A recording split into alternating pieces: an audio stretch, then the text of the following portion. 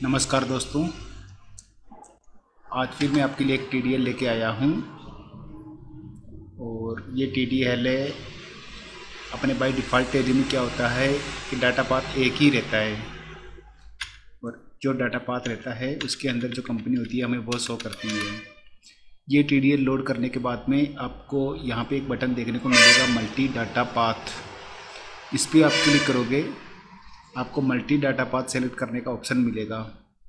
आप जैसे ये पहला डाटा पाथ सेलेक्ट कर लिया, यहाँ पे पाथ का नाम आप कुछ भी दे सकते हो, वो आपकी पहचान के लिए है। मैं जैसे दे देता हूँ टेली सॉल्यूशन या टेली कंपनी या मेरी कंपनी। ये फोल्डर में जिसकी कंपनी पड़ी है, किसी क्लाइंट की कंपनी पड़ी है, तो आप क्लाइंट का नाम लिख सकते हो कि इस क्लाइंट में उसकी कंपनी पड़ी है। अब ये जैसे इसको एक्सेप्ट करोगे, ये पूछेगा आपसे कि आप और कोई डाटा पाथ ऐड करना चाहते हो या नहीं हो। अगर आपको और डाटा पाथ ऐड करना है तो आप यस करोगे, वरना इसको नो कर दोगे। फिलहाल मैं नो कर देता हूँ इसको। अब जो डाटा पाथ मैंने सेलेक्ट किया है उसके अंदर जो कंपनी है वो यहाँ पे शो कर रहा है सेलेक्ट करने के लिए। अब मुझे एक और डाटा पाथ ऐड करना है। आप कितने भी डाटा पाथ ऐड कर सकते हो। इसे अब मैं यहाँ पे दूसरा डाटा पाथ ऐड करता हूँ। मेरे पास दूसरा डाटा इसमें पड़ा हुआ है, इसका नाम मैं लिख दूंगा XYZ कंपनी।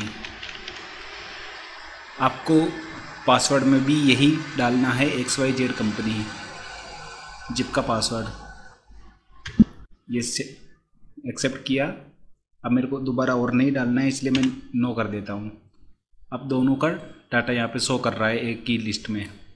आप किसी भी कंपनी को सेलेक्ट कर सकते हैं और आपके सामने ये भी शो करेगा कि ये किस फोल्डर की कंपनी है, और इसमें आपने जो रिमार्क नाम वगैरह जो भी डाला है वो भी यहाँ पे शो करेगा। अब इसमें से मैं जैसे इसको सेलेक्ट करूँगा, ये ओपन हो जाएगी कंपनी।